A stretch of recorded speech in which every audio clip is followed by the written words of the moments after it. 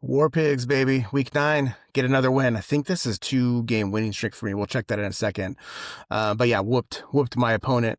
You'll you'll see why in a second. But yeah, my team is heating up, is what they say. But yeah, good showing from War Pigs. Daniel Jones, he had a good offensive game number wise. If you take out the turnovers, he had those 6 turnovers, which is just brutal. So let's get into the matchup here real quick. This team I've been struggling on. Lost Joe Burrow, which was the guy I was most excited about just because this is a point per completion league. But right away you can see this guy's not paying attention to his team. He's 1-8. He didn't swap out Baker Mayfield on a bye.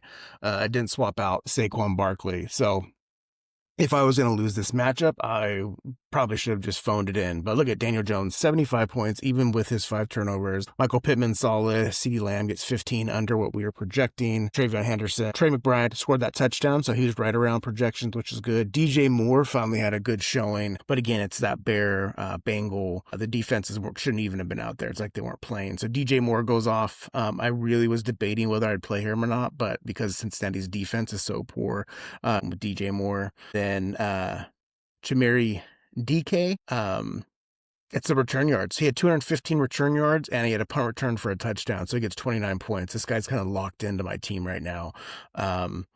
He had 1 reception, but didn't do anything else. Everything was from kickoff and punt returns. And then Ashton Jeanty had a good week in that thriller of a game with the Raiders and the Jaguars. And Los Angeles defense against the pretty putrid Saints, 12 points. That was solid. Let's take a look at our benches real quick. Shakir had 12. He was who I was debating between DJ Moore and Shakir. And then Slayton had 11. Anyone else didn't really do much. DeAndre Swift was out, so I benched him. And then Devonta Smith was on the bench. Swift out, Smith on bye, so I didn't play him. But you can see he had Drake May on the bench. I mean, it wouldn't have changed the outcome of this game, but he also had Colston Loveland. So, I mean, that's 80 points right there.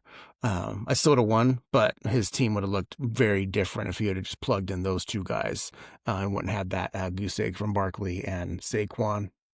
Let's take a look at the standings real quick. So I was in last place for a while, 8th place, and now I jump up to 6th place. 4 and 5, so I leapfrog Silver and Black and Chim Richards. And then you'll just look at the overall scoring for week 9. I was the second most scorer. My son, the Berserkers, who's 6 and 3, ended up being the top dog for this week. So yeah, good showing for War Pigs. My son's team, Berserkers, is in 3rd place. So yeah, he's going strong. But you just look at these points right here from 1st place. He ends up getting his 2nd loss, but I mean, he's pretty far ahead of these other guys. Over 300 points ahead of me. So unless something happens, that guy is going to be, one of those front runners. For week 10, let's just take a look at the matchup real quick. My opponent's numbers, crab cakes and football, is going to be different. Daniels, he's going to swap him out. And then he's got Tony Pollard on a bye, and then Jake Ferguson. And this kicker. So the points are going to look very different once he makes his changes.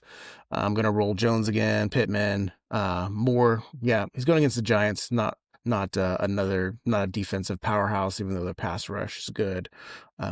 Shakir going in for me. I still have Jacoby Myers in there. We'll see if he gets traded today. And then Jeanty and Devonta Smith back in. Just taking a look on the bench so we can scope that out. Swift, if he comes back, I'll probably plug him in, but, I got to pay attention to, is it going to be a running back by committee with how good Monangai was in his absence? And then you Slayton. I ended up picking up Bigsby yesterday as a just in case. So that's the running back depth here. Picked up Charbonnet. Somebody dropped him, but I don't love that one either. I'm not exactly sure what Seattle's doing with their running backs. Their passing game is lights out, but it feels like, Kenneth Walker and I think it's his name.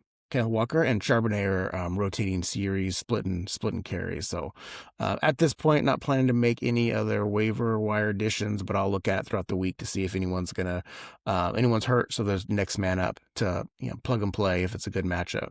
But anyways, I'm on the upward swing, 4 and 5. War Pigs doing well. Tribute for you, Ozzy. All right, take care, y'all, and good luck in week 10.